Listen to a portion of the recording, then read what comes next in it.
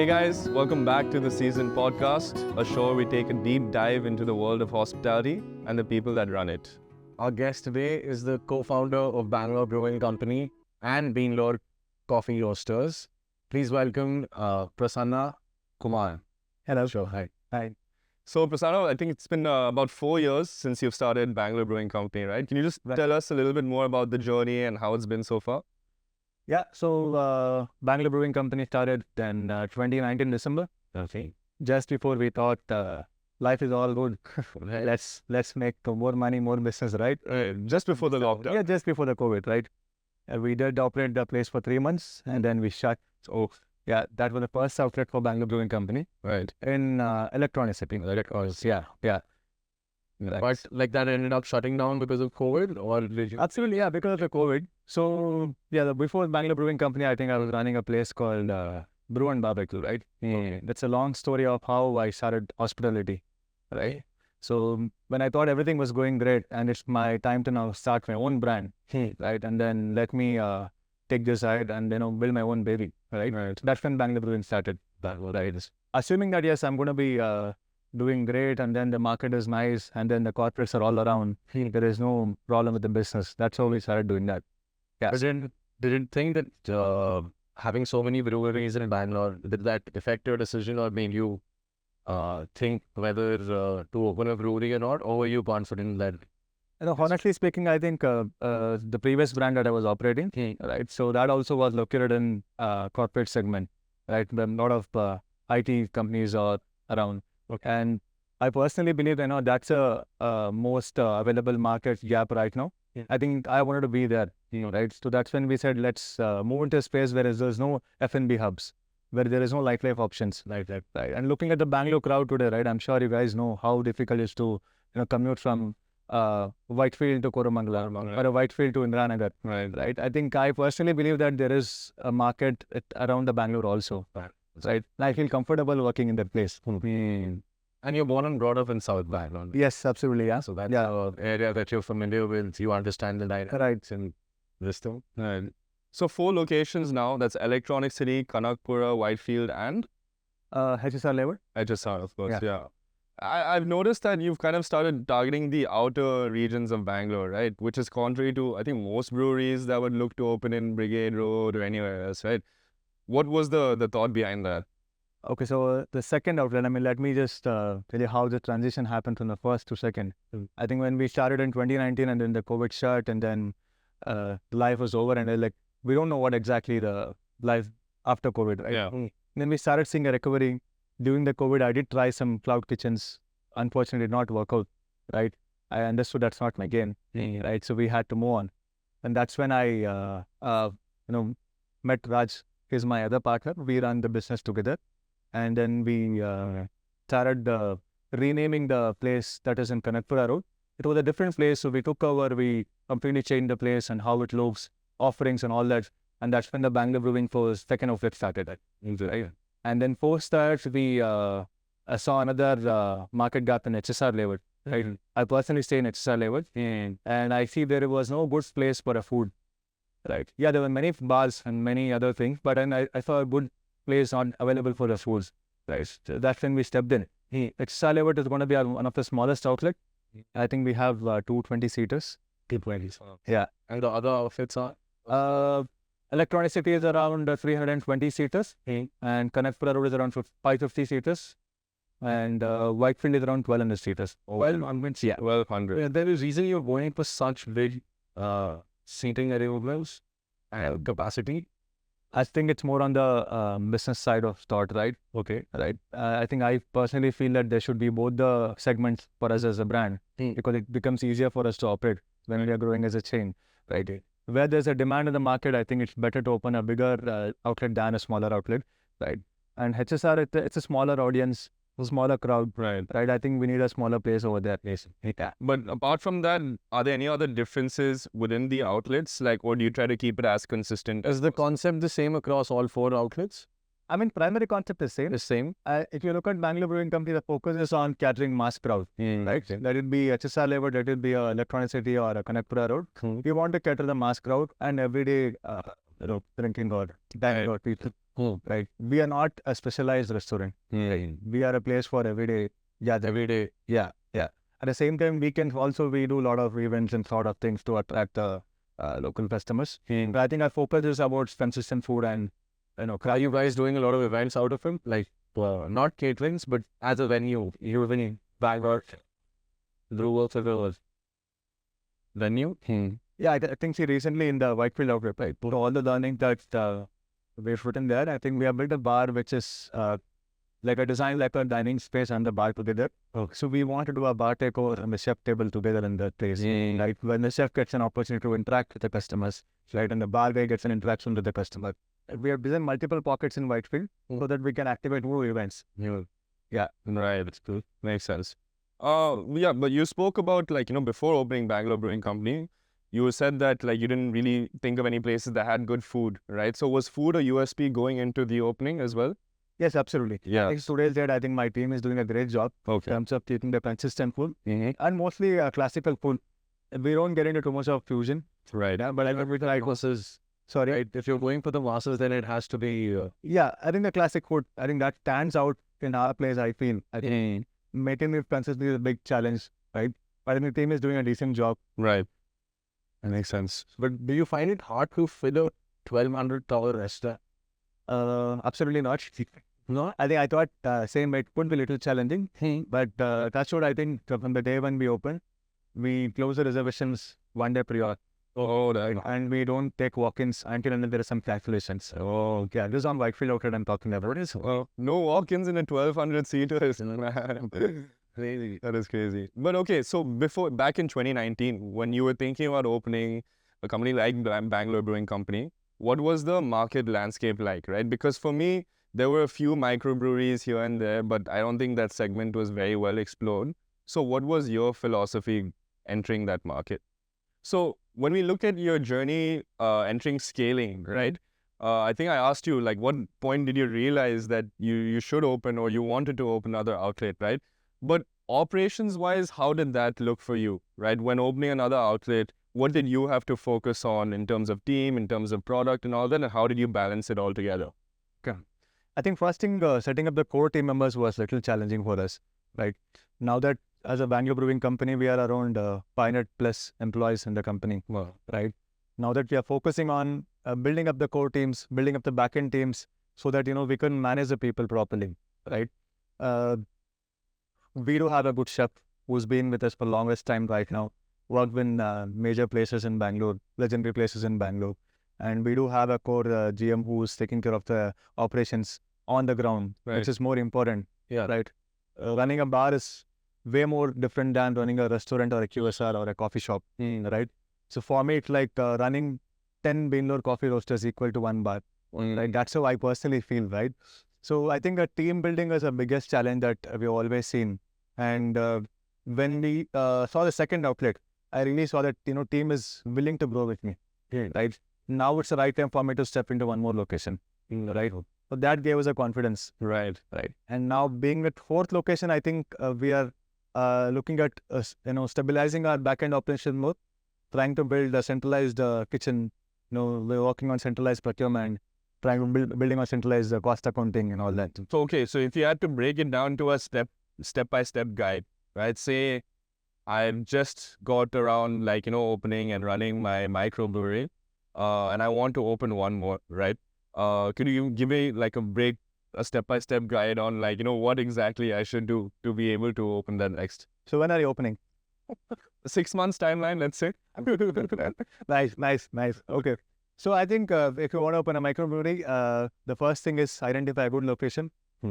I personally suggest don't get into a crowded market, right? Because it becomes very focused only on competing with the brands and things like that. Identify a market gap where there's actually a potential, right? And then second thing about finalizing a real estate, right? Probably you can take an empty land or maybe take a bare shell, we call it as, right? Ready to build in, right? And yes, work on the licenses. It's very, what would I say? Licenses do you need for a brewery? Yeah, so I think license is not easy. Don't take it easily, right? I think we all have to work a little hard on understanding the system first. I would always suggest probably outsource to an agent, There's always agents who works on it. And you should be liberal enough in terms of spending, doesn't matter how it comes in terms of getting your licenses.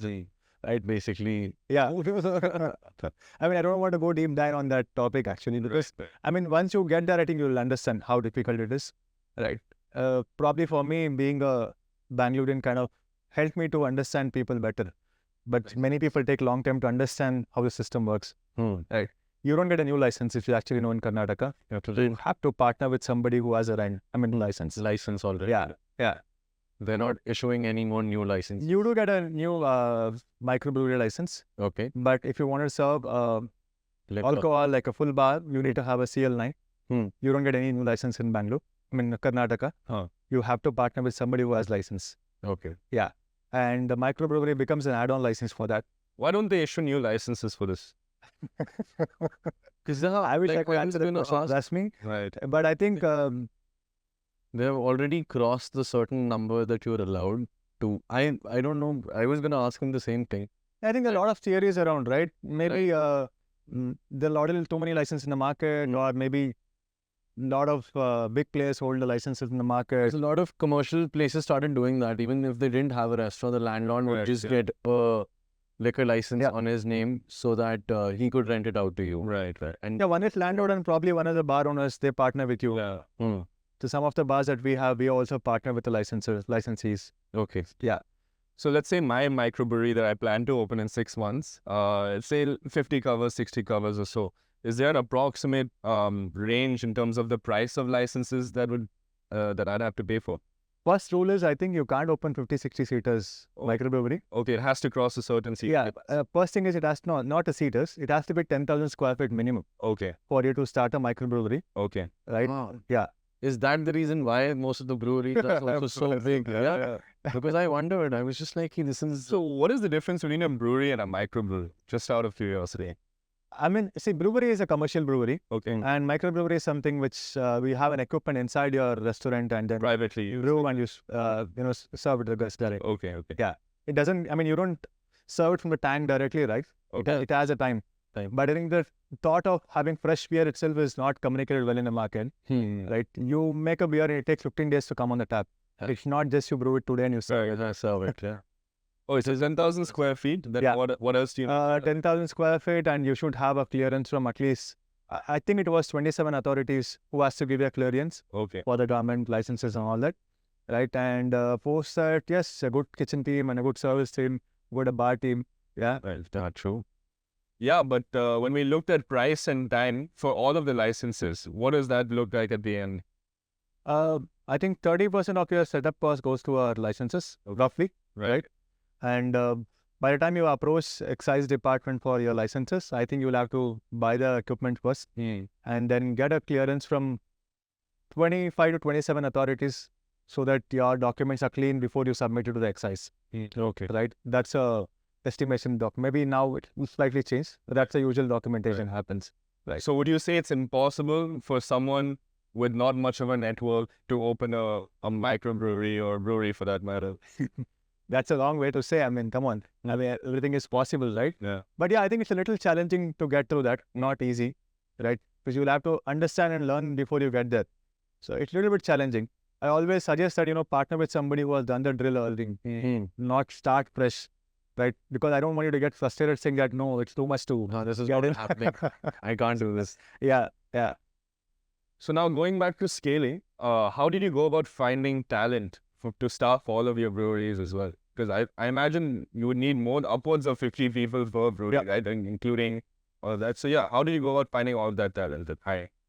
Okay. So I think first thing, we have a human resource department in-house, right? We have a team working dedicatedly for recruitments all the time. And we do have a referrals program within the company where one staff refers other person, they get incentivized, right? And then there is managers who brings in the staff to us, right? But yes, identifying some staff is quite challenging always, right? But if you ask me, how do I find a skill set finding is very easy nowadays, but finding that right person is quite challenging. When I say right person, we always look at whether this person is going to be sticking to us for a longer time. Is he going to be loyal to the company? And secondly, is he willing to grow in his life?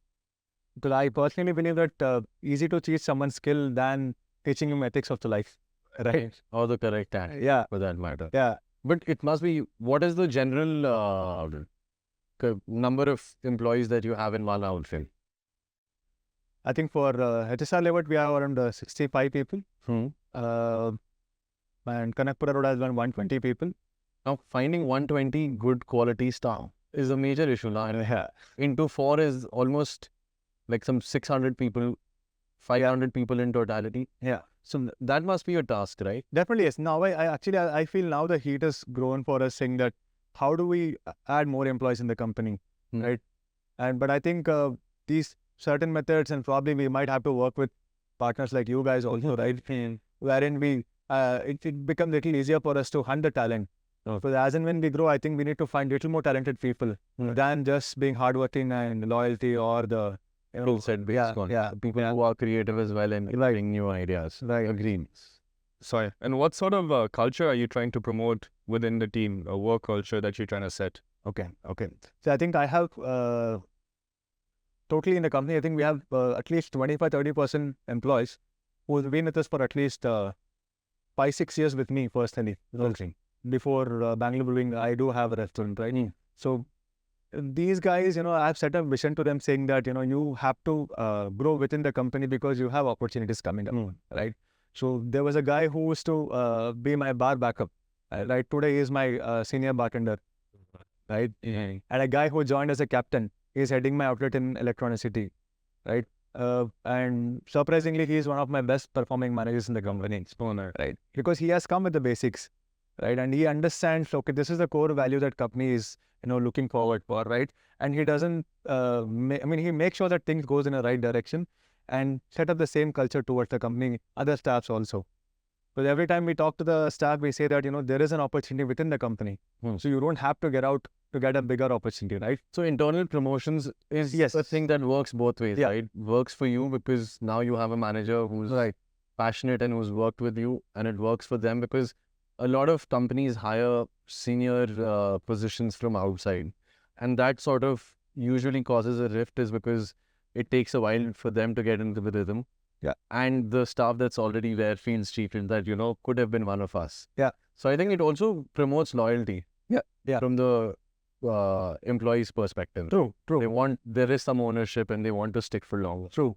So you guys go towards internal promotions more than Absolutely, yeah. outside. Also, one more thing, we just recently started with leadership training programs, right? So we understood that, our managers need some sort of leadership trainings so that they can get better in terms of handling their teams, right? So such kind of trainings, I think, will get better for them to understand, okay, there is a future for me within this brand. I mean, that's one common theme that we see with our other guest speakers as well, is that they look at attitude before anything else when looking to hire someone. Yeah. So if you were to, let's say, interview one of a manager, a restaurant manager in front of you, how do you go about gauging the attitude of that person? Let's go back a little bit to my, past of, my transition between IT and this one. Right. So when I picked up this restaurant for operating, right, before Bangalore Brewing Company, I did walk into restaurant. I started putting documentations, made some email because I was a corporate guy, right? I mean, I know this is how it works. I put an email, I made a checklist, I made a document, I hand over to everybody. Yes, sir, we will take care. And I come back tomorrow. It's all same. I said, guys, come on. You said you acknowledge that you're going to do it, right? What happened? Sab karenge. That's the attitude, right? And then it just made me think like, am I in the wrong industry or what? Right? It became very different for me to understand like how these guys function. When you say yes, right? I mean, there's nothing like yes means no, right? Yeah. So that's when I started thinking I should learn this job because I'm not from a BHM. I'm not a BHM graduate, right? So I did wear my logo with a brand logo. I started to work as a steward. Right? I started taking orders. I got into back area to understand how they clear the tables. And I did wipe my customer tables to understand what is that customer is going to say when I'm wiping the table or even expect that. Right? So what is the correct way to work? How to serve. Yeah. And do customer treat my staff better or not? And how do they look at the customers? To understand this, I had to be as a steward or as a employee in the company. It took me almost 6 months to understand this how industry works. Yeah. Right. So for 6 months, you yourself were training Part of the yourself, right? operation. Yeah. Because I had to transfer myself as a techie to a hospitality. Yeah. It's not easy. So basically to understand it from grassroots level. Right. Rather than go on. Yeah.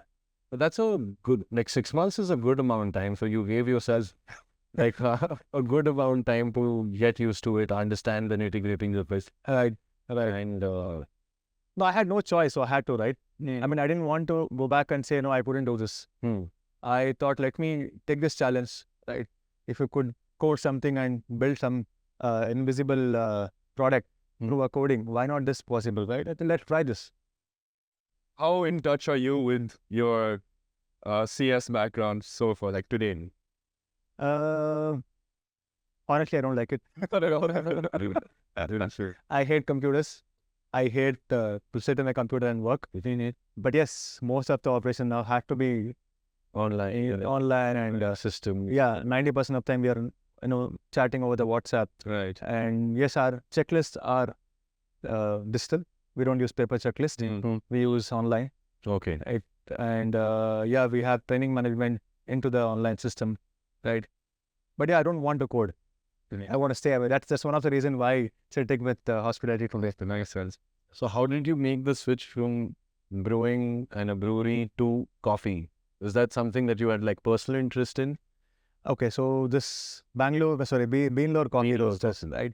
So I stay in HSR level, right? So my always go-to place to work, because I don't have office in any of my outlets. We don't have an office until last year. But now we have corporate offices. Where is that office located? Recently, we just picked up an office in HSR level. Okay. And then another office in JP Nagar. Okay. Yeah.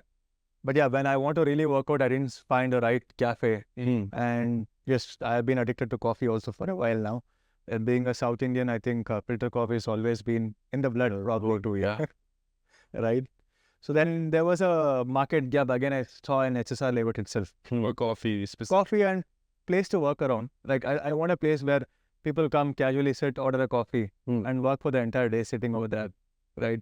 That's when we said, let's open up a coffee shop, not the cafe. Because cafe, I think it comes with more of like a proper fine dine touch with a little of wool serving and all that. Yeah. Right. Yeah.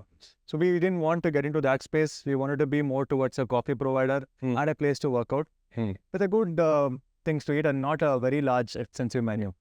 And how big is the seating and everything? How many covers do we have there? Beanlore Coffee Roaster in HSR level has 70 seaters. 70 seats. And we have a built-in pods. When I say pods, you can rent the pods for like 2 people or a single person to take a private calls, attend video calls. And we do have a pod which is 6-seater for conducting some meetings or maybe some business deals. A lot of things goes in there. Yeah. So it's like a coffee shop plus co-working space. Yeah, that's how it looks like now. So you see most people that enter, it's mainly for work, right? Yeah. They're there for a few hours as well. And yeah, I mean, I see a lot of business pitch also happens in the morning nowadays. I see, right? I see at least some 5 people pitching to business for another 5. Companies are forming now in the roastery, which is a good thing. yeah, you have to take credit for that as well. Very cool. And I think that's what mainly coffee shops were being used for, right? If you can actually provide them a good place to sit and do their work, because a lot of people use coffee shops to go and work any which ways. But the setup is not done for like a working environment. True. Most of the time. So I think that also must have learned. Yeah, I think one difference you probably when you come to Beanlore Coffee, you will notice this. You notice that it's very noisy. It's very noisy. It's not noisy. Okay. Right? So that's something I always want whenever I walk into any coffee shop. It's very noisy because somebody's screaming at each other, somebody's on a call, somebody taking a virtual Zoom call or whatever, right? But in our cafe, you will notice that it's not very noisy. We have made sure that architecture in such a way that, there is, the noise doesn't spread to another table. Right. Yes, you do hear, but it's not irritating.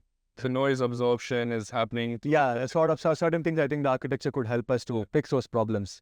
Well, one thing I wanted to ask about, specifically about running Beanlore, must come with its own set of challenges in its own. So, but although maybe running 10 Beanlores is equivalent to one Bangalore Brewing Company, what are some challenges you face running the cafe that you don't at all experience at Bangalore Brewing Company? I think the first challenge is baristas. Not easy to find talent. Yes, we do have a good recipes that has been documented and it becomes easier for me to train any new staffs that come in, right? That's one thing. And calibrating the system also is a quite challenging method. We do calibrate our grinders and espresso machine every 2 hours once, so that our coffee tastes same for every consumer. Right. What does that entail? Calibrating your machines? It's for the measurements, is it? Or? Yeah, so basically we use 22 grams of coffee beans with every espresso that we brew. Right. And then milk has to be foamed in particular temperature. It shouldn't be too hot because you will start losing the flavors in your coffee. So for frothing cold milk. Yeah. For a stable fats. And then even your cappuccino also, right? It should be steamed at a particular temperature. It shouldn't cross beyond that. If you want your coffee just to be hot and not a right way of coffee, I think that's what. But do you think there's this new conversation, especially regarding milk-based coffees, that, it's all a sham? A cappuccino is a latte, is a flat white. So is there somebody who owns a cafe now? Do you think there is a major difference, or it's the same product, just like marketed at different less time? Right, because latte has a little more milk than cappuccino, and then flat white has equal amounts of milk. And see, I think if you ask again, personal question, I would say milk coffee without a milk and coffee with milk tastes absolutely different for me. Right? And now you add, say, oat milk, or you go with almond milk or regular dairy milk, right?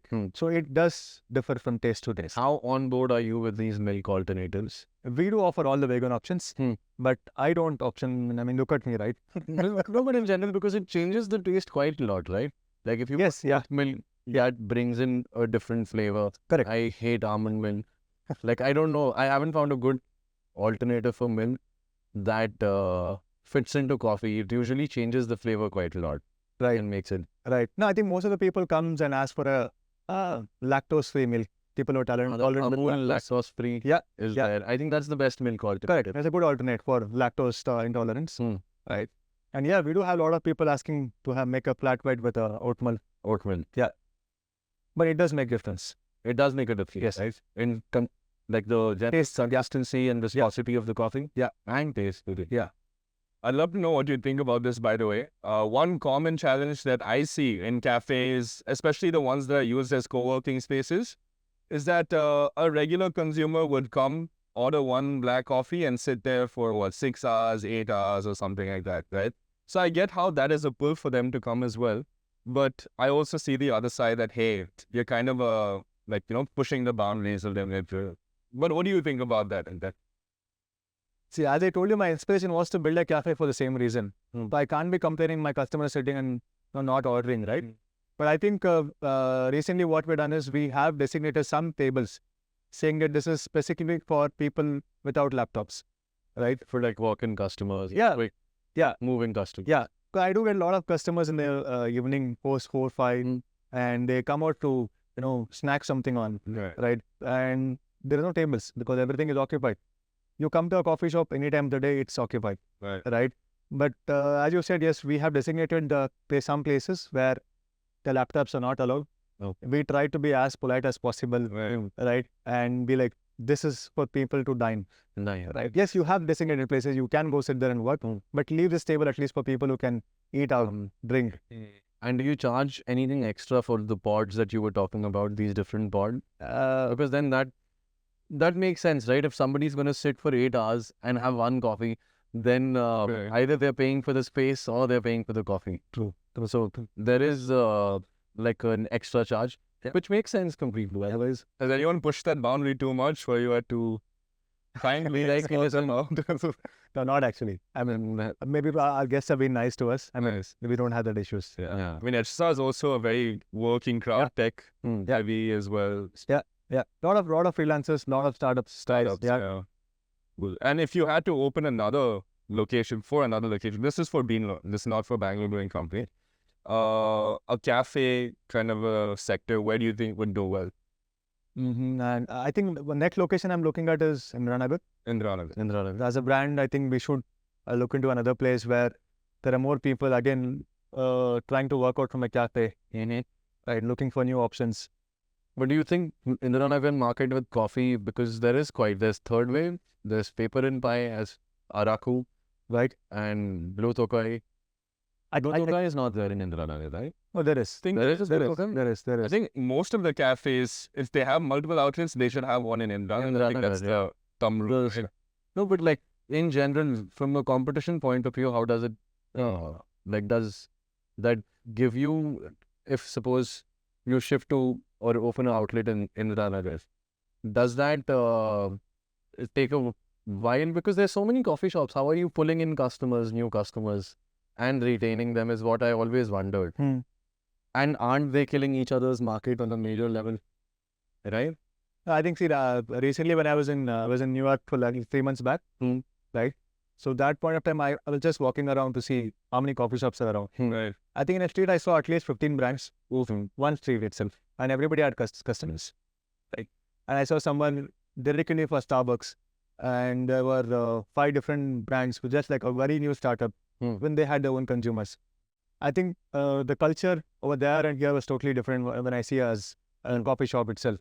So here, I think, as you rightly said, people want to work out of the cafes, and they are looking at new eating out spots also, right? It's just not a coffee market, right? I think for us, we have probably rightly priced in terms of how our coffee should be as a thing. Okay. We are not looking at that small, medium, large gamut. What is the price of one cappuccino, by the way, just out of? We are priced at 175 rupees, Okay. right? And we just have one size. Makes sense. You just have one side. No large, grande. I mean, come on, you guys have seen all the videos around saying that, it's a game of business, how they sell it 20 ml more and they charge decoy pricing, all of that things. Have you also realized that the places that do that, they don't add extra coffee. They just add more, like Starbucks. That's why I stopped going to Starbucks after a while, because I like more coffee. And if you call for a large or a medium or whatever the fuck they call it, they just add more milk. And I'm like, my coffee, I'm buying a large one so that I get more coffee, but they just keep giving you more milk. Tim Hortons doesn't do that, because I now started asking, Tim Hortons also. does the bigger one include more coffee, or you're just giving me more milk? So I think that's a good concept. Just have one glass of your hands. But do you like that model that Blue Tokai did, where they tried to productize everything rather than focus on the consumer market? Or are you trying to see, or are trying to grow Beanlore to be a more consumer market, like Third Wave, for example? I think we want to be a consumer market than the coffee bean market, like retail products. But I see a demand also is there for retail markets too, right? I don't know if you know, there is a website called 16 grams, right? So you can go and subscribe your beans, which comes to your house, delivered every month like a subscription thing. Okay. Right? And that kind of data gave me a confidence saying that, yes, people are looking for experimenting their coffees. They don't want to stick to one thing. Yeah. Right? So we might end up doing a little bit of retail, but more of consumer thing. Yeah. Okay. And is coffee the hero of Beanlore, or are you trying to also make, let's say, food a USP or anything like that? What sort of food are you doing at Beanlore? See, more of confectionery, like more of we have savories, right? And we want to get little food inspiration from the French bakeries, right? We have an in-house bakery where we do our croissants, we do our danis, we do a lot of eclairs. And puffs. Puffs. And we do have some salads. We do have some baguettes. We do have ciabattas, all that. So we want to be little differentiated compared to other cafes, right? It's not like I don't want to give Indian food. We do have a bowl combination food where people stay back for the lunch sometime in the window. So we do have a tie-up from Bangalore Brewing Company to Beanlore. We do give a Thai curry rice bowl, rice. The comfort meal also we do have. But as a cafe itself, I think we are focusing on these kind of foods. Yeah. Is it also vice versa, where you have some Beanlore offerings on the Bangalore Brewing Company menu also? Yeah, we do. So now Whitefield outlet, right? Yeah. We do have Beanlore Coffee Roasters within the Whitefield outlet. Oh, yes, that's very nice.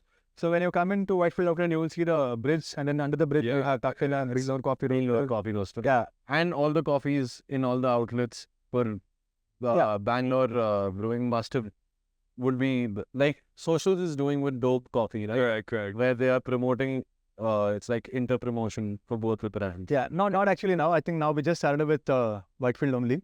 So I think we will be adding into all the Bangalore Brewing Company also, Okay. right? But then the model is slightly different in Bangalore Brewing Company where people can sit on the table and order, and then they get the coffee on the table. But wherein in a coffee shop in HSR, I think you'll have to go to the counter, pick up your own coffee, right? And then the people will come and serve you, right? Based on the token system. Token, like you order on the Yeah, in the counter. Yeah, counter. yeah. And then it gets Right, right. Okay. No, but is there in that brewing market, do you think if you also introduce the coffee that people can order good coffee, does that work in a brewery? Yeah, honestly, yes. It works, right? Yeah, People are, a lot of people like ending their meals with a coffee. Because I see in the Whitefield, since I told a lot of corporates come in, right? So in a team of like say 30 people, 2 people are not drinking. They're like, okay, coffee is there. I mean, it's very nice, right? Let me alternate from mocktail.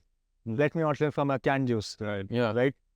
I see a trend even at 8:30 in the night, the people ordering for a coffee. Yeah, I have done that so many times. Sometimes I go to an and if they have coffee and I don't feel like drinking alcohol, I just go for the coffee. How do you sleep after that? Huh? How do you sleep? Like a baby. That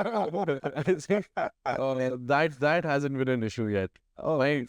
Like closing routine at night is making a cup of coffee, going smoking a cigarette, and then sleeping off. Okay. So caffeine that way, I think when you drink a lot and regularly, it stops really affecting. It helps you wake up in the morning, but it doesn't affect my sleep at night. Not bad. To be bad.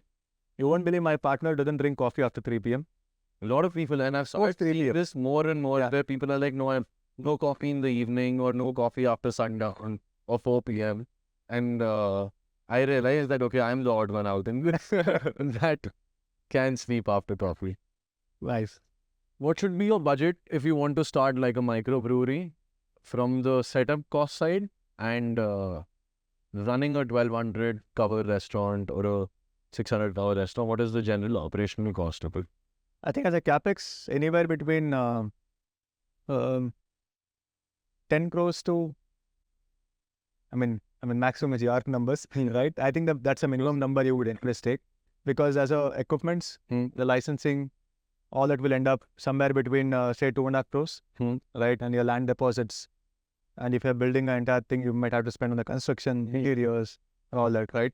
But I think minimum will be somewhere between 10 plus. 10 plus. Yeah. And just the equipment, if somebody wants to set up a microbrewery? Microbrewery equipment will cost somewhere starting from like say 1 crore onwards. Okay. Yeah. Depending on your capacity. To set everything up from just the equipments, right? Okay. Yeah. I'm not talking about the licensing. Yeah. Just the equipment, depending on the smallest size to whatever the tanks that you want to add in, it starts from a crore. And then there's the cost of getting the consultant in also, right? Somebody has to come and start the whole process, teach the team. So you might have to get a brewer, maybe as a consultant or maybe as a salaried person, depends on the company. That also a major cost, because I'm pretty sure the market for that is less, right? There must be quite limited experienced brewers out there. Yeah. Okay. Because that is another thing that adds to the cost, right? It's a quite challenge to find a good brewer. But I think today's date there are many people who have learned the classics. Yeah, but you shouldn't be a very big challenge. Yeah. And how did you go about the funding side? Was everything bootstrapped in that sense, or at least for the first one, or did you seek funding from different investors to open it up? Yeah, it's a bootstrap, and yes, my partners play a major role in our business right now, right? So since we are looking at scaling the business, Bangalore Brewing and Beanlore, right? So it's more of like a partner-driven business too, right? But it was very difficult in terms of initial funding, for sure, not easy at all, right? Because it always, a question mark comes in like, who are you? Why should I give you money, right? That's where it starts, until unless you're a brand, right? But yes, now we work with partners. Yeah. Right. So these are individuals or like companies that are also in? So we do have individuals with us as of now. Okay. Yeah. Not like companies. Not yet. Yeah. And do you see yourself ever going to seek outside funding from elsewhere, for example? If you want to speed up that 100 mark or 3-digit mark, for example, of Bangalore Brewing Company? See, I think personally, me and my co-founder, I think we want to slow down the process of getting into the VC race, right?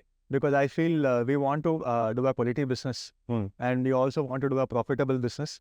wherein not just run the race of revenue game. Revenue, Right. valuation, Yeah, and everything. Yeah, because I think we believe that business that we set up technically has to make money within few months of your setup and not wait for the profits. Right. How much time does your outlet takes to break even? Like, I'm pretty sure different outlets have taken, but what's the average time that you see that it takes for you to break even, or at least get not ROI, but at least take out your cost and everything that you've spent? I think as a bar, I think we shouldn't take more than 3 months to do a break even. 3 months. Yeah. 3 months. Yeah, within 3 months, I think you should be able to cover your costs. If not, I think there's something wrong with the business. And I think within a year of time, I think we should catch up on doing a good profits. If it's in a restaurant business. I mean, this is my personal belief, right? If you want to sustain for longer time. So has Bangalore Brewing Company broken even on 3 months? Like the outlets, different outlets? Yeah, I think touch wood, and we have been lucky for that. That's crazy, yeah, because you're spending what, like we were talking at least 10 CR on a normal outlet just for that. Yeah. So, but yeah, we start doing the break evens in every outlet that we are doing. Yes. Has broken even and it's Yes, profitable. absolutely. Yeah. That's great. As I said, I don't want to get into the race of revenue. Yeah. We want to be more profitable business. Because me and my partner, I think that is a core belief that we have. So is it the two of you? Or Yeah, we manage the entire shop with us. Okay. Right.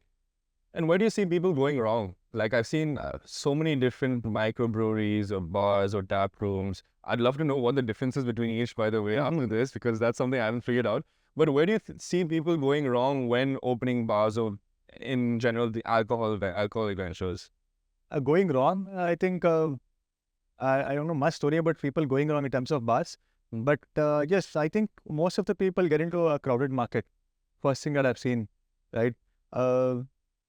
Bangalore itself has multiple pockets, right? Right. It's no more Indranagar and Kormangala, right? You should tap into a right market gap. That's the first criteria to open a bar, I would say. Do you think one locality is enough to keep the place up and running healthily like that as well? Yeah, absolutely. Yeah. I mean, if you ask me, even Rajarajeshwari Nagar is a good place to open a bar. Devonali is not Devonali, maybe North Bangalore after Hebbar is a good place to open a bar now. Maybe it's a 5 years market, but I think you can start now. Yeah. But there are many places in Bangalore that you can actually, you don't have to get into Kormangala or Indranagar, Yeah. is what I believe, right? And that's something I think most of the bars that I see, same place 4 times brand name has changed, Yeah. right? Yeah. No, there's one place in Indranagar, that same outlet has been used for like 3-4 different brands, all in the alcohol segment as well. I'm like, you gotta take a hint. You have to do something completely different or rebrand or something. Yeah. But so location is where you think. Yeah, location plays a primary goal. And then let's be very honest, I think we have to take care of food, right? So product is key at the end. Correct. Most of the bars I see, we don't give much importance in terms of food. I think food plays a primary goal for any bars, right? Because people have to come back. You got a spirit everywhere in the bar. I mean, everywhere in the market, right? Okay. But how do you make sure your customers are always happy? Give them the best food. I think give them consistent food, right? If you ask me, the most challenging thing that in our company right now is trying to make sure that 99% we are consistent on our products, right? That's what I think we're trying to work on. So yeah, let's talk shop actually, right? From 2019 or maybe 2020 after COVID as well to today, with 4 outlets, how many liters of beer are you selling on a daily basis, for example? I think across all the outlets, we touch somewhere around 20,000 liters of beers in a month. Wow. Right. 20,000. Yeah. Okay. And what is the breakup? Let's say if not beers, are they also buying cocktails, for example? Are they buying spirits as well? What's the breakup like that? I think within the craft beers itself, right? I think we 70% of the craft beer goes to Hefeweizen and Belgian wheat, which is most commonly ordered beer nowadays in microbreweries, right? Because I think that's sweet on the palate and easy The to cleanest one on the Not Yeah, too right, strong yeah. also. Yeah. But I think now I see a trend change also. People are switching into bitter beers. People are switching into experimental beers, right? You guys do stout and everything as well? Yes, we do have stout, and yes, we do have a lot of IPAs, right? I think people are switching to IPAs, but I think majority stays with Belgian wheat and Hefeweizen. I'm seeing more Pilsner in the market. Like that is my personal favorite, the Pilsner, Okay. the German, Green beer, right? yeah, that's I've seen more as well. I think that's the way to have a right clean beer, I feel. But I think the market is always focused towards Hefeweizen Belgian wheat. I don't know. Maybe that's one of the reason why I think people are switching to microbreweries, switching to craft beers, because sweeter on the palate, not bitter. But honestly, I don't. What is your favorite beer out of all the ones that are out? Indian Pale Ale. Huh? Right? India Pale Ale. India Pale Ale. Yeah. Yeah, okay. I like bitter beers. You like bitter beers, right? Stout and all. Yeah. And when we look at the clients that are coming into your outlets, say on an average day, how many people do you serve?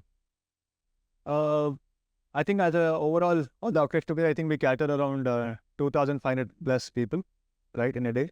And in a number of cocktails, I think, say, we sell around 600 cocktails in a day, right? It's mix of our classic and craft cocktails. But I see a trend changing from classic to craft, Yeah. right? A little to give information about what is classic, what is craft, right? Yeah. Classic is more of your mojitos, Long Island teas, Right. Cosmopolitan, margaritas, right? So craft is something we do, focus on things like our own shrubs, homemade syrups, right? And within our Bangalore Brewing Company, we have got some new concept called craft cocktails inspired by multiple regions of India. If you look at our menu, our cocktail names called Uti, right? Chikmagalur, and there is something called Kollam, Okay. right? So all the regional places. Yeah. The flavor that comes. Right. Well, again, I thought of so Bangalore itself is a very diverse market, right? And I like that concept, yeah. Yeah, more of migrants are there. So why don't we do something for those kind of people who are from that particular place, Region. right? Yeah. There's So- all back to that. Yeah. Chikmagalur is a good infusion of a mix of, I would say, not infusion, mix of a coffee and a bourbon. It goes very well. Okay. Coffee and bourbon, yeah. Espresso martinis have been arranged in the recent times, Yeah. right? Yeah. And I think it helps when you have your coffee supply also set. Yeah, in how Guys like a lot of things, shrubs and everything else. But is the majority crowd drinking beer, or the cocktail crowd is also, because that is increasing day by day, right? People are really dropping straight drinks and going towards most of my group, I think, is completely become only cocktails or craft cocktails. Nobody's, at least in our generation, nobody's doing straight drinks like they used to before, right? Straight whiskeys, single malts and everything. Probably think it's because of age.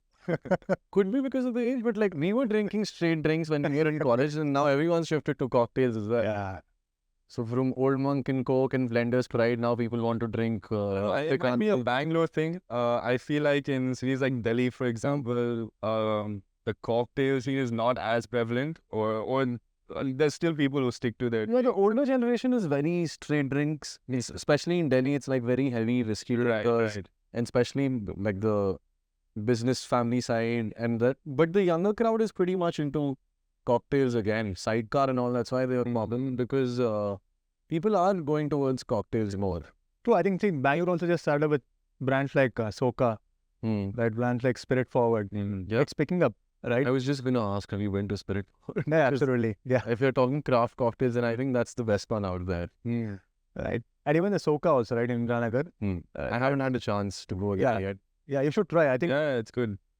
They don't do any classics though. I think I asked for a whiskey sour and they just like, no, we don't do that. Oh, okay. But yeah, they have their own craft cocktails. It's a good space, good ambience as well. I'm also seeing that recurring theme of small seaters, like cocktail bars, smaller bar kind of things. Right. But what do you think about that? Do you think it's a good decision going with a small seater to create that exclusivity, or do you believe in mass? Yeah, I personally believe in mass because I'm not a chef. I'm not a mixology, right? I think most of the small space are today driven by chefs or a mixology because they know the secrets, right? I mean, I don't know. For me, I think I personally like to work with a mass segment because I don't know, I don't understand how smaller setup works like, right? But looking at how Naru has taken the completely changed the game that way, yeah. What do you think though, Tushar? Like a small seater, even when it comes to restaurants, right? Limited seating capacity versus those very large I seating think capacity. I think the smaller thing works well. There is more personal touch, like what we saw with Naru. The fact that you could have a conversation with him, see what was being made, and not overcrowded. Your food is not delayed because it's not massive numbers. Plus, the bigger the place is, the more difficult it is to sort of connect to it. More opportunities to fail. More opportunities to fail, more running costs, Yeah. more stress. Like breweries work, and now we also know that it has to be 10,000 square feet. But apart from that, I don't think.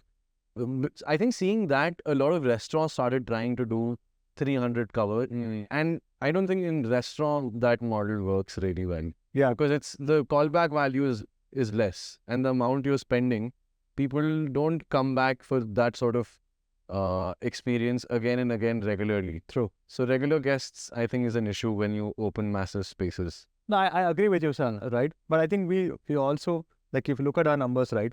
So we do have 60% of our regular guests comes back to our place, right?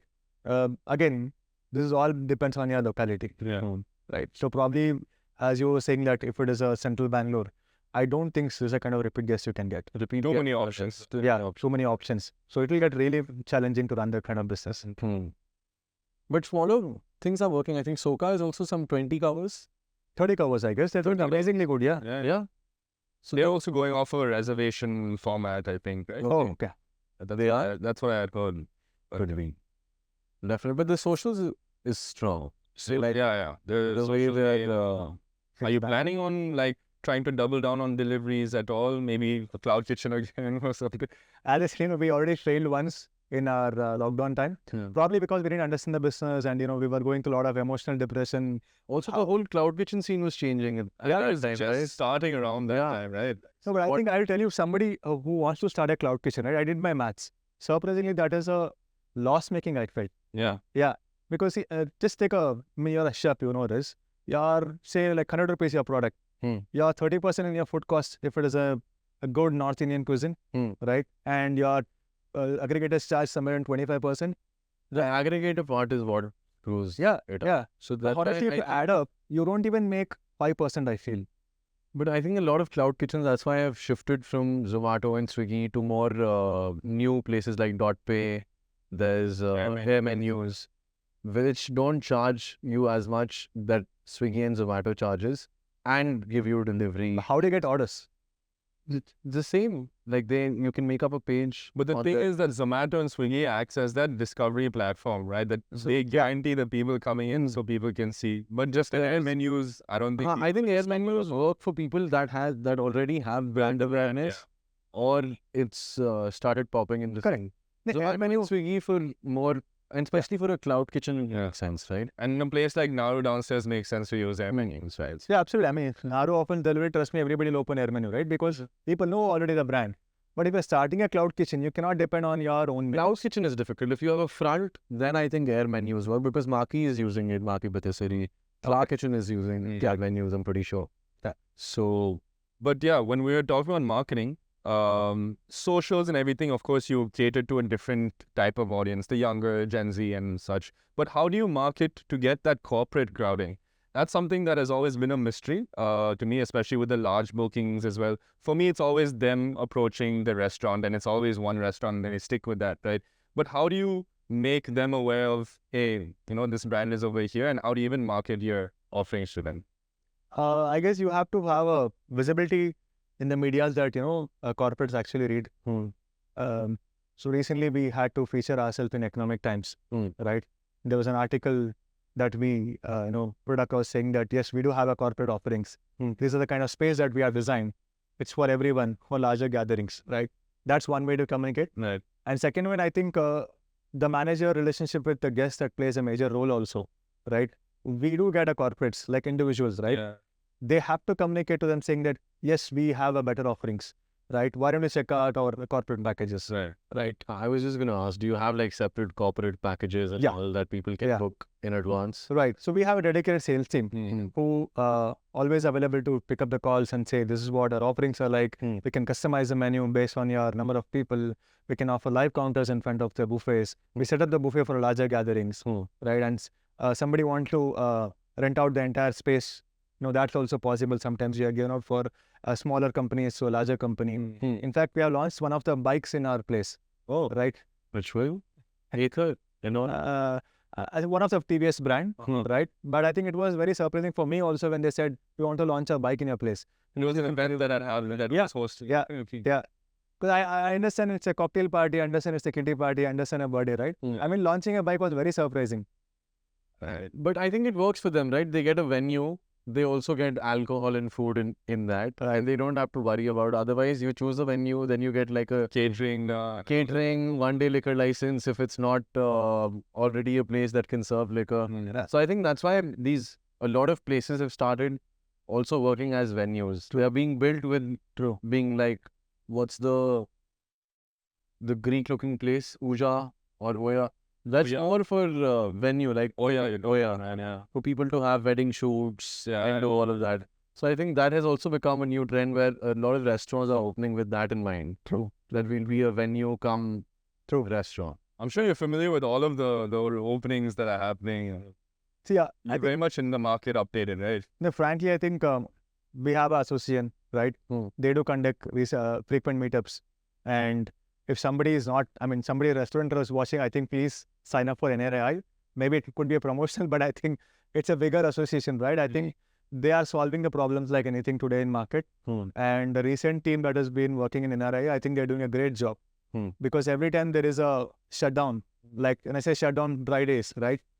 There are rules that we have been following from age old, right? I think now they are working on to change that based on the current market scenario. Like this time you could open for food. Yeah. Which wasn't allowed for the past few years. Right. Every time elections were happening, they would come and seal the place and you couldn't really open for food as well. Correct.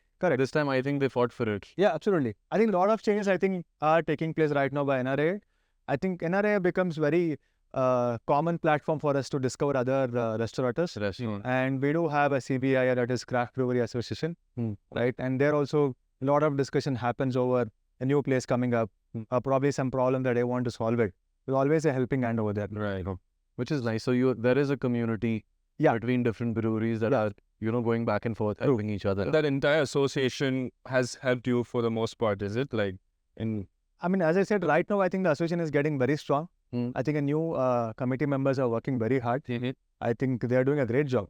This is NRI or CBI? NRA, right? Yeah. NRI head is Chetan Hegde, right? Yes. 2022. Yeah. And what's the eligibility look like to be a part of NRI?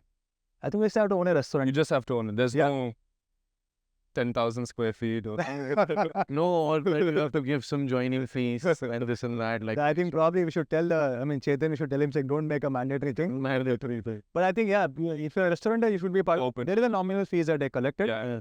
It makes sense. I think I feel what sort of do they provide any services, or is it just like helping, connecting people? What apart from all these policies that are coming in and driving changes, as a body, does NRAI do other things as well, or provide other services as well? They do. I think they are conducting a workshop. Not workshop. I think it's a gathering this week. I think coming week. Okay. They're calling speakers across the country. Oh, is this the food delivery summit or something like that? Right. Right. So they do conduct such kind of events. And plus, I think it's a problem solver, right? I believe if you all stick together, I think the problem can be solved much easier. Right. Agreed. Yeah. And we always have others' mistakes, right? Yeah. And we always need a stronger president or a leader who's heading this. I think right now, Chetan is doing a great job. Right. Are there any other associations like NRAI specifically for, let's say, alcohol serving places and such? Not such. I think NRI is one. There are a lot of WhatsApp groups saying that yes, we are together and all such things. But chefs groups and restaurateur groups that I've seen. Yeah. But I think it's more of like sharing information each other, sending resumes, right, and referrals. These kind of things works. But I think as an association, as a body, I think NRI is one of the good association right now. Listen. Did you approach, did you get to know of them and did you approach them or something like that? It's always that the person has to approach them to get in, right? Yeah, I think you can also refer, right? So I signed up quite many years back, right? And then before even the new committee members came in, right? But I think I always know that there is some changes going to happen and there are going to be better committee members comes in and takes up a bigger challenges. Right. But with over the past 6 months of the way they solved the problems, I think it's an amazing thing they've done.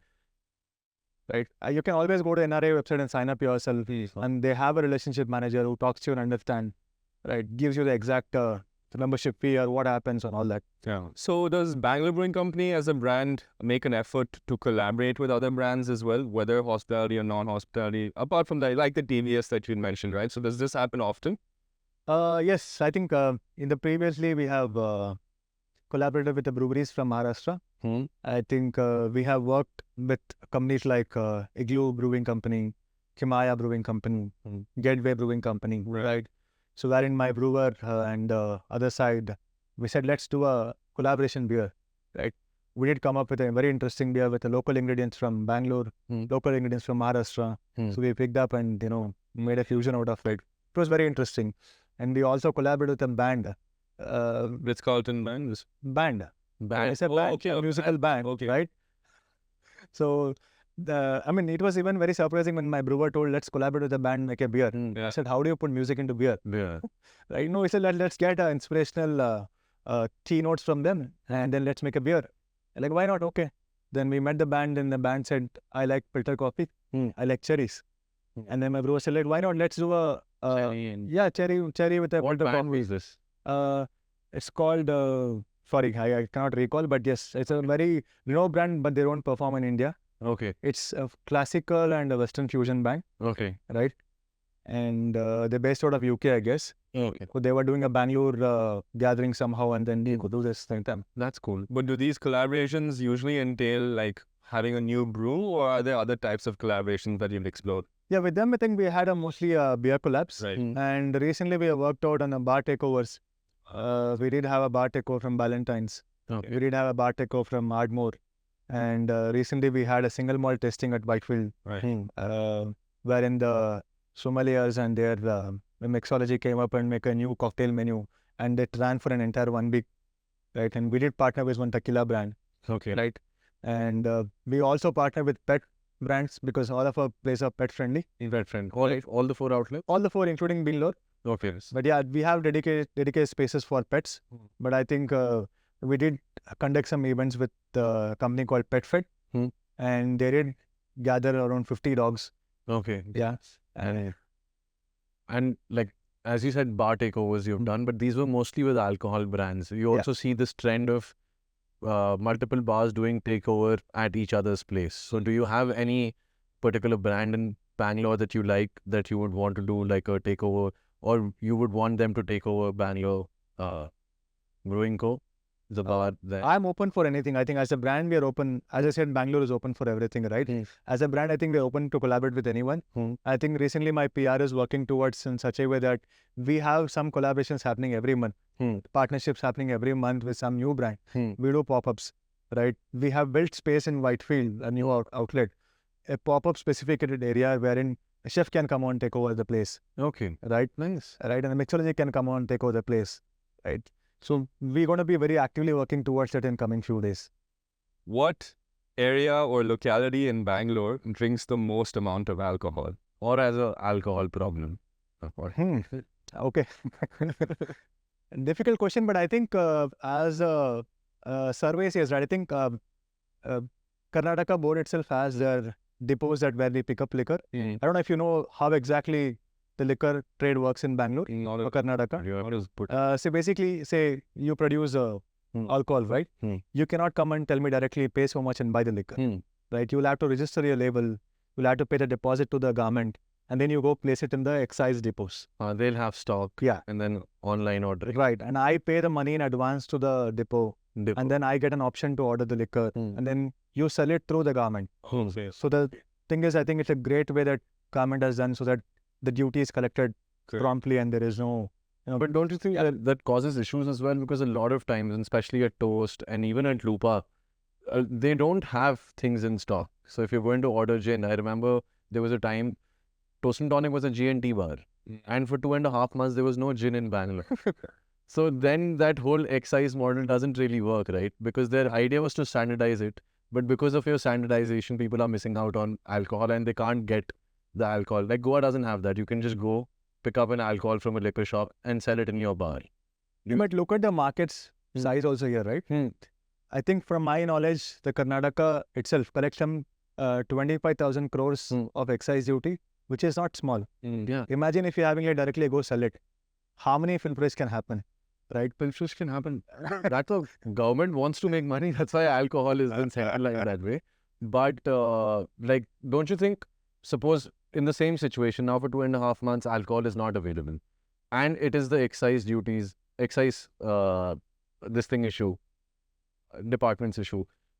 But there are at the same time multiple liquor shops that have a lot of gin stacked up.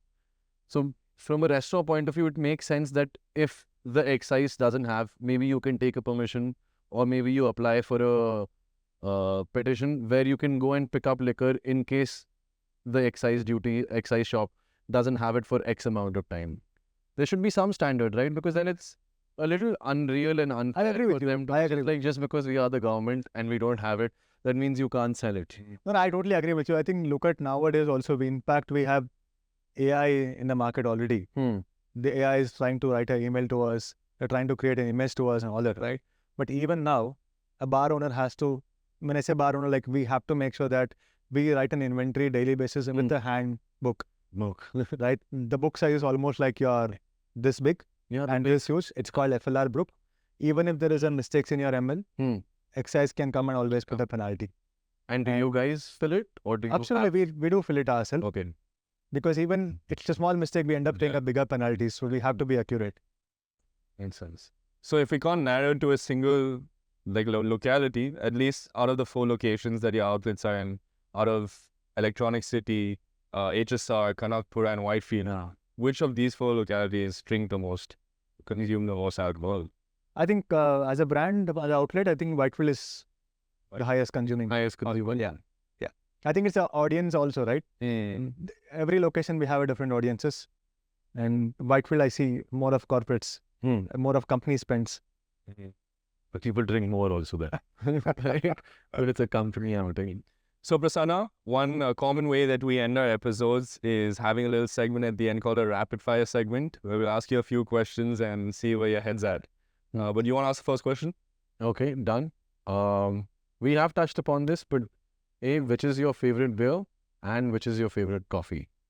Okay. Tricky question. I think my favorite beer is India Pale Ale, and favorite coffee is a pour over. Pour over. Right. And what is one drinking trend that you find ridiculous? Long Island tea. Long Island iced tea. Can you break down the composition? I think it's like what 4 or 5 odd alcohols together, right? No, I honestly don't understand how the drink was made. I mean, yes, there is a theory behind that, but I think adding 4 spirits together and a Coke, I really don't understand how do I enjoy that flavor. Okay. Honestly, I've just had a sip and I didn't like it. Okay. But trust me, that's the highest sold cocktail in all the bars. I am a hardcore LIIT. When I go out, like if you're not drinking wine. No, I listen to my audience. I think also social sort of changed the game with those LLIIT ones. Yeah. Before that, LIIT wasn't that popular. But then I think college students and younger crowd started drinking that. At least I started drinking LIIT. Till then I was straight. Cocktails. Or drinks. What would you consider the toughest moment in your hospitality career? And like where you felt that this was enough, maybe I can get out of it and go back to coding? And how did you get out of it? And nothing compared to COVID was challenging for us. That's the biggest challenge that we all faced. So if that was not solved, I think I would have been out by now. Okay. Right. Apart from that, I think it's a regular challenge that we all face it. Right. Staff consistency or food consistency or manpower recruitment. So all of that is we all face it. But it's nothing like compared to COVID. So my next question is, what is one truth in this industry that a lot of people agree to that you don't? I did speak to some of the PRs recently. So many of them declined to work with us, considering that we are not specialized restaurant. Oh, wow. Right. And that's something I don't agree with. Like you don't have to be a specialized restaurant to stand out. Right. When I say specialized, basically they want to work with chef-driven. One specific cuisine. Yeah. Right. They want to work with... it makes their life easier, right? They can build the whole branding around it. Yeah. So I think that's on them and not on you. I mean, probably that's something I don't understand why. because we have a lot of ways to stand out. It doesn't matter. That's something I don't agree with. What's something that's common in most microbreweries that you disagree with or don't understand why it is common? I don't think so. It's actually common. Let's take Toit, right? Let's take Bangalore Brewing Company. We are not common because Toit has a complete different offerings, except that German craft beers and Belgian craft beers. Rest everything they have a different offerings, right? Even the space they are built in, it's more like a very comfy space, and then it's very cozy areas. People go back and then they still recall the way it was built and all that, right? But you come to Bangalore Brewing, come sit in a garden space. So I don't think so. It's a very common thing, but I think we should not have that thought of saying that brewery means it's only a large space, right? So it can be a smaller space also, right? Again, 10,000 square feet is a minimum thing. But maybe it can be a 30 cup version, 10,000. When it's a tap room, right? Yeah, you can make 9,000 square feet as a parking and 1,000 square feet as a... But yeah, that's something I wanted to again quickly get back to. What are the different terms that are used? I feel sometimes they're used interchangeably. Like, what is the difference between a tap room versus a microbrewery versus bar? I think microbrewery, the label itself says microbrewing, right? So microbrewing is something that you have to have an equipment within your place, and then you brew the beers, you store it in your serving tank and serve it to the customer, right? And tap room is something like you have beers like Bira, Geist, Toit, many offerings. I think today we have Ho Gardens. All that comes in the taps. That's something called tap room because you can. But it's coming out of a keg only. Yeah, you just have the multiple tap room setup. Yeah, so basically having I think a lot of different types of beers. Right. Tap. Right. It's just a tap room. Yeah, different brands itself altogether. But not brewed over there necessarily. Not brewed by them or over there necessarily. Right. Yeah. But again, licensing also is totally different from these two. It's not the same license. Okay. And our last question is, if you have to drop one between coffee and beer, which one would you drop? Not from the owner perspective, I think. Definitely. You're asking like I'm going to... if you had to drop it lunch. I would drop lunch. Let me be very honest with you. I think I cannot drop both because for me it's coffee in the morning, beer in the evening. Beer in the evening. But honestly, somebody who thinks that, I mean, let me tell this to all of you, right? A bar owner does not drink every day. Yeah. Like a Panwari doesn't smoke. Yeah. I've never. Yesterday I saw my first Panwari. So yeah, I cannot leave both. I mean, I'm not addicted to it, but I think I enjoy coffee. I enjoy my beer. I enjoy my single malt. So I don't think so I can leave anything. Okay. I'm not promoting this as a product, but I think I love both. Well, it was lovely conversation, Prasanna. Same here, guys. Yeah. Pleasure having you on. Thank you, Paul. Thank you for having me. Thanks so much. It was good talking to you guys and sharing our... And we'll catch you at the Whitefield outlet. Definitely. Definitely. Sure, and I will plan a trip.